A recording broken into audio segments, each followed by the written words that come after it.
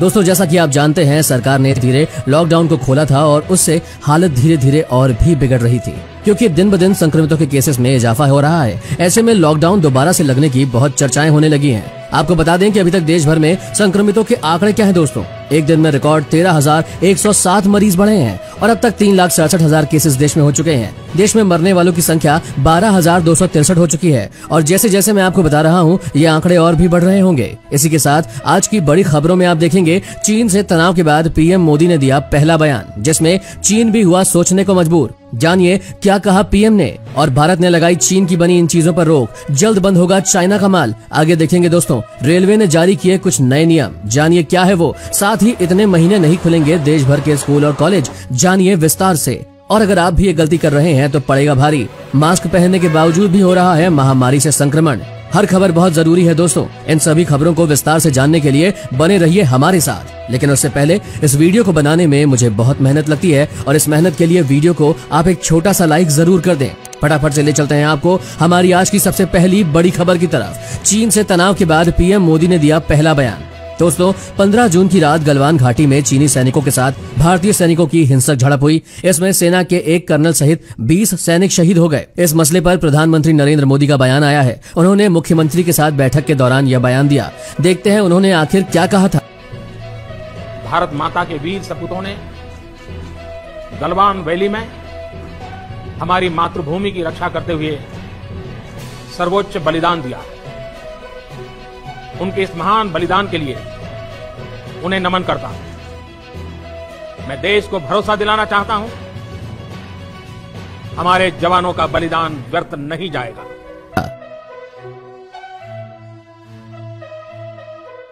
साथ ही जानिए, भारत ने लगाई चीन की बनी इन चीजों पर रोक। चीनी बीमारी की शुरुआत से ही भारत में चीन के खिलाफ बहुत सारे मोर्चे निकले हैं और अब गलवान घाटी में जो हुआ, इससे हर भारतीय का खून खौल गया है। हर भारतीय चाहता है कि चीन से आने वाली सभी चीजों को वह बैन कर दे। सोशल मीडिया पर भी जोरों शोरों से इसका सपोर्ट हुआ, जैसा कि प्ले स्टोर और ऐप स्टोर से चीनी ऐप्स को डिलीट करना और चीनी खिलौने और सामान का इस्तेमाल करने से बहिष्कार करना। इसी बीच भारत भी जल्द ही चीन से आने वाली कई निर्यात की चीजों को बंद कर सकता है, जिसके अंदर दैनिक उपयोग की वस्तुएं, खिलौने, फर्निशिंग फैब्रिक, वस्त्र, निर्माण सामग्री, जूते, रसोई के बर्तन, हैंडबैग, सौंदर्य प्रसाधन, उपहार की वस्तुएं, विद्युत उपकरण और भी काफी कुछ शामिल है। इलेक्ट्रॉनिक्स, खाद्य, घड़ियां, आभूषण, स्टेशनरी, कागज, घरेलू सामान, फर्नीचर, प्रकाश, स्वास्थ्य item, packing item, auto parts, Diwali और होली आइटम, चश्मा, जिसमें 3000 से भी ज्यादा आइटम शामिल है, इन सबको रोका जाएगा। दोस्तों, आपकी इस बारे में क्या है राय? क्या हमें चाइनीज ऐप को डिलीट करना चाहिए? इससे देश को क्या फायदा होगा? अपना जवाब नीचे कमेंट करके जरूर बताएं। और साथ ही अगर आप भी भारत के सच्चे देशवासी हैं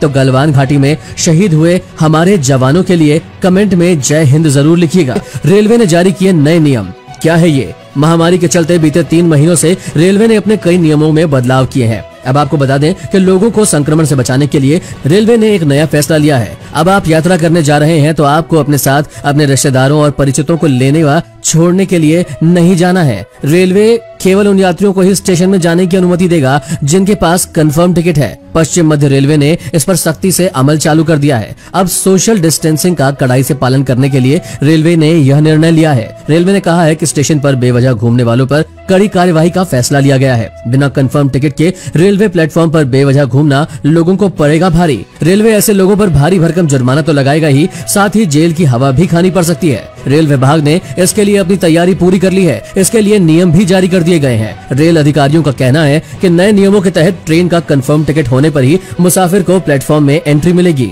इसी के साथ 2.5 महीने तक नहीं खुलेंगे देश भर के स्कूल और कॉलेजेस। मानव संसाधन विकास मंत्रालय ने फिलहाल स्कूल खोलने के लिए कोई तिथि निश्चित नहीं की है। स्कूलों को खोलने की प्रक्रिया कब और कैसे शुरू की जाए, इस पर कोई भी निर्णय अगस्त के चलते ताजा स्थिति को ध्यान में रखकर किया जाएगा। मानव संसाधन विकास मंत्रालय का मानना है कि स्कूल आरंभ करने से पहले शिक्षकों, पेरेंट्स, शिक्षण संस्थानों एवं अधिकारियों से परामर्श करना अनिवार्य है। सभी के परामर्श एवं सहमति के अनुसार इस विषय में बहुत सोच समझकर कदम उठाया जाना चाहिए। ऐसे में हालात वही दिखते हैं कि अगस्त में ही इस बात का फैसला किया जाएगा कि स्कूल को आगे खोलना है या नहीं। तब तक के लिए स्कूल और कॉलेज सभी बंद ही रहेंगे। साथ ही जानिए, अगर आप भी ये गलती कर रहे हैं तो पड़ेगा भारी। मास्क पहनने के बावजूद भी हो रहा है महामारी से संक्रमण।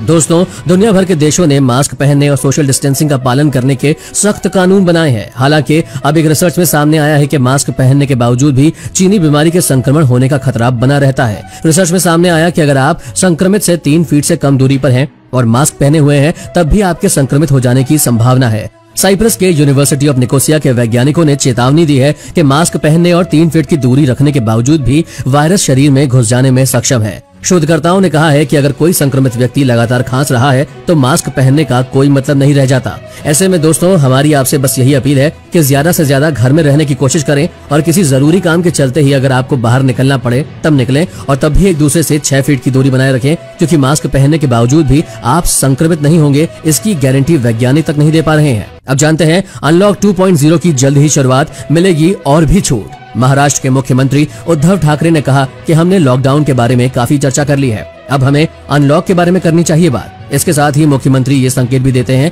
कि 30 जून को अनलॉक 1.0 खत्म होने के बाद अनलॉक 2.0 में और भी छूट दी जा सकती है। प्रधानमंत्री नरेंद्र मोदी ने लगातार दूसरे दिन भी अलग अलग राज्यों के मुख्यमंत्रियों के साथ बैठक की है। इस बैठक में पीएम मोदी ने कहा कि अब लॉकडाउन की अफवाहों से लड़ने और अनलॉक 2.0 की योजना बनाने की आवश्यकता है। आगे देखेंगे दोस्तों, बिजली उपभोक्ताओं के लिए बहुत बड़ी खुशखबरी, सरकार ने किया ये फैसला।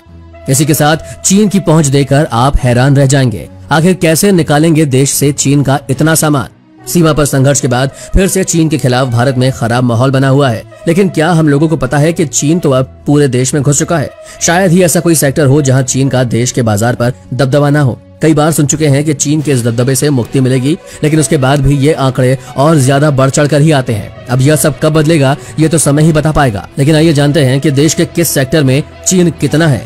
फोन मार्केट की बात करें तो चीन का तकरीबन 70% कब्जा है। भारत का स्मार्टफोन का बाजार करीबन 2 लाख करोड़ रुपए का है। इसमें चीन की हिस्सेदारी करीबन 70% से ज्यादा की है। चीनी स्मार्टफोन से छुटकारा पाना अब काफी कठिन हो गया है, क्योंकि यही सबसे सस्ते हैंडसेट भारत को देते हैं। वहीं टेलीविजन का आधा बाजार चीन के कब्जे में है। जहां तक भारत में टेलीविजन के बाजार की बात है तो यह करीबन 25,000 करोड़ रुपए का है। इस बाजार में स्मार्ट टेलीविजन बाजार में चीनी कंपनियों की हिस्सेदारी 40% के ऊपर बताई जाती है।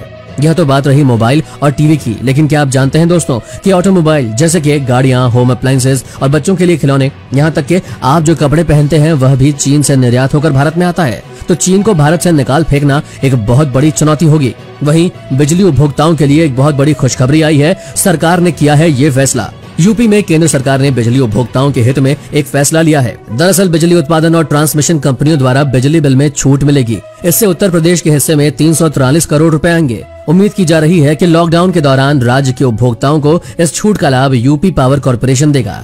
इसी के साथ आगे बड़ी खबरों में देखिए, भारत की मदद के लिए अमेरिका भी आया आगे, चीन को डराने के लिए किया ये काम। फिलहाल जान लेते हैं मौसम का हाल। दोस्तों, मानसून का आगाज हो चुका है और जल्द ही पूरे देश में बारिश का जोरदार सिलसिला शुरू हो जाएगा। मौसम का ताजा अनुमान बताता है कि अगले 2 दिन देश के कई शहरों में तेज बारिश के आसार हैं। इस बारिश से लोगों को गर्मी से राहत मिलेगी। आज जारी हुए अनुमान के अनुसार अगले 12 से 18 घंटों के भीतर 8 राज्यों के 151 शहरों में तेज हवा, धूल भरी आंधी, कहीं हल्की तो कहीं भारी बारिश होने की संभावना है। यदि आप इनमें से किसी शहर में रहते हैं तो लिस्ट में अपने शहर का नाम चेक कर लें। अनूपपुर, छतरपुर, दमोह, जबलपुर, कटनी, मंडला, नरसिंहपुर, पन्ना, रायसेन, रीवा, सागर, सतना, सिवनी, शहडोल, उमरिया, सीधी आदि शहरों में अगले 10 से 12 बजे के दौरान तेज हवाओं के साथ बारिश हो सकती है। अभी जानते हैं कि चीन से बदला लेने के लिए भारत है तैयार, उठाए हैं ये कदम। हिंदुस्तान सैन्य से अधिक चीन को आर्थिक मोर्चे पर घेरने की तैयारी कर रहा है। दोस्तों, खबर के मुताबिक अभी तक चीनी निवेश प्रस्ताव को तेजी से अनुमति दे रहा हिंदुस्तान अब इस रणनीति को धीमा करेगा। खबरों के अनुसार सरकार चीन को हिंदुस्तान के मार्केट में तगड़ा झटका देने की तैयारी कर चुकी है। सबसे खास बात यह है कि चीन की बड़ी मोबाइल कंपनी हुआई को हिंदुस्तान के 5G मार्केट में एंट्री की इजाजत मिलने की उम्मीद अब लगभग समाप्त हो चुकी है। लद्दाख के गलवान क्षेत्र में हिंदुस्तान व चीन की आर्मी के बीच खूनी झड़प में हिंदुस्तान के 20 फौजी शहीद हो गए। चीन के इस धोखे के बाद पूरे देश में गुस्से का माहौल है। वहीं भारत की मदद करने के लिए अमेरिका ने चीन को डराने के लिए किया ये काम। चीन की भारतीय सैनिकों से हुई हिंसक झड़प को देखते हुए अब अमेरिका भी चौकन्ना हो गया है। वर्षों में पहली बार अमेरिकी नौसेना ने प्रशांत महासागर में एक साथ संचालित 3 विमान वाहक जंगी जहाजों को तैनात कर दिया है। इसे चीन के लिए अमेरिका की तरफ से एक शक्तिशाली संकेत के रूप में देखा जा रहा है। अमेरिकी अधिकारियों ने हाल के हफ्तों में चिंता व्यक्त की है कि जहां दुनिया महामारी से लड़ रही है, ऐसे समय में चीन अंतर्राष्ट्रीय क्षेत्रों में अपना दबाव बना रहा है। अमेरिका का मानना है कि चीन को लग रहा है कि महामारी के समय में यूएस सेना जवाब देने के लिए तैयार नहीं है। 2017 के बाद से प्रशांत महासागर में अमेरिका की तरफ से यह सबसे बड़ी तैनाती है।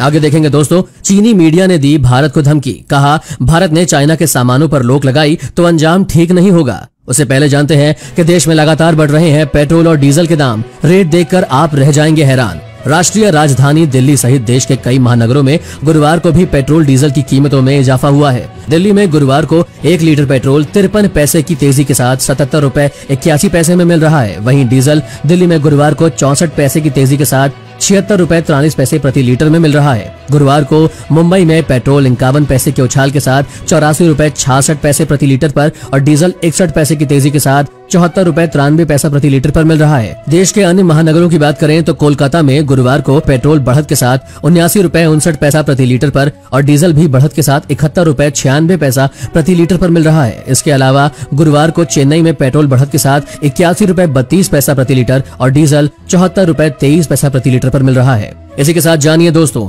खतरनाक है ये 52 चीनी ऐप। भारत के खुफिया विभाग ने कहा, बंद करें इनका इस्तेमाल। देखिए इन चीनी ऐप्स की पूरी लिस्ट। सूत्रों के हवाले से बताया गया है कि भारतीय खुफिया एजेंसी ने चीन के कम से कम 52 मोबाइल ऐप्स को फ्लैग किया है और सरकार से कहा है कि वे या तो उन्हें ब्लॉक करें या लोगों को उनका इस्तेमाल न करने की एडवाइजरी जारी करें। सूची में video conferencing call, zoom, TikTok, SHAREit, UC browser और वीचैट जैसे लोकप्रिय ऐप भी शामिल है। खुफिया एजेंसियों के रडार पर मौजूद ऐप्स की सूची नीचे देखिए। TikTok, Vault Hide, Vigo Video, Bigo Live, Weibo, WeChat, SHAREit, UC News, UC Browser, Beauty Plus, Xender, Club Factory, Helo, Likee, Kwai, रोमवी, SHEIN, News Dog, Photo Wonder, APUS Browser, Viva Video, Perfect Corp, CM Browser, Virus Cleaner, MI Community, DU Recorder, UCam Maker, MI Store, 360 Security, DU Battery Saver, DU Browser, DU Cleaner, DU Privacy, Clean Master, Catch Cleaner, Baidu Translate, Baidu Map, Wonder Camera, ES File Explorer, QQ International, QQ Launcher, QQ Security Center, QQ Player, QQ Music, QQ Mail, QQ Newsfeed, VSync, Selfie City, Clash of Kings, Mail Master, MI Video Call, Parallel Space। दोस्तों, आपके phone में इनमें से कौन सी app है और आप उसे डिलीट करने वाले हैं या नहीं, हमें कमेंट करके जरूर बताएं। और अगर आपने ये सारे ऐप डिलीट किए हैं तो भी बताएं। इसी के साथ दोस्तों, चीनी मीडिया ने दी धमकी। कहा, भारत ने चाइना के सामानों पर रोक लगाई तो अंजाम ठीक नहीं होगा। भारत सरकार चीन के खिलाफ कड़ा रुख अपनाते हुए लोकल सामान की खरीदारी पर जोर दे रही है। वहीं चीनी मीडिया इससे बौखला गई है। चीनी मीडिया ने भारत को चेतावनी देते हुए लिखा कि दोनों देशों के बीच जारी तनाव के दौरान एंटी चाइना मूवमेंट भारतीय अर्थव्यवस्था के लिए आत्मघाती कदम होगा। ग्लोबल टाइम्स ने आरोप लगाते हुए लिखा कि भारत में कुछ लोग अपने हितों के लिए चीन के प्रति शत्रुता को बढ़ावा दे रहे हैं। अखबार ने धमकी जैसे लिखा कि भारत को यह समझना चाहिए कि चीन का संयम कमजोर नहीं है। इसी के साथ जानिए दोस्तों, दुनिया में सबसे ज्यादा कमा रहा है PUBG mobile game. PUBG mobile दुनिया भर में सबसे ज्यादा कमाई करने वाला खेल बन चुका है। डेटा एनालिटिक्स फर्म सेंसर टार की मई की रिपोर्ट ने यह खुलासा किया है। वर्ष 2019 की तुलना में पबजी का व्यवसाय अब तक 41% बढ़ चुका है, जिसके दौरान पबजी ने उपयोगकर्ताओं के लिए लगभग 1700 करोड़ कमाए हैं। तो दोस्तों, आज की खबरों का सिलसिला यहीं खत्म करते हैं। आपका यहाँ तक बने रहने के लिए धन्यवाद।